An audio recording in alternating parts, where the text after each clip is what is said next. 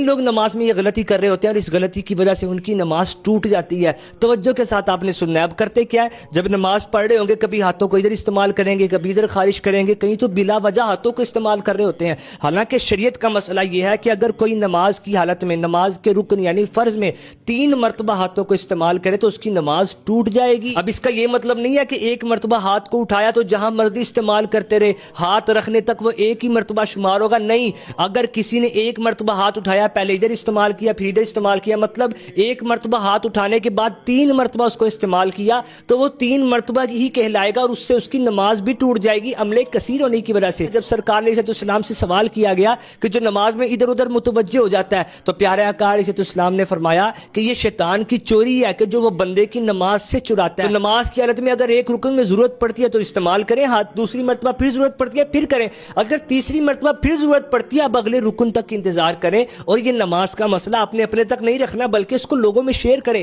اگر آپ کی اور میری وجہ سے لوگوں کی نماز ٹھیک ہو جاتی ہے تو یہ کتنا بڑا ثواب کا کام ہے۔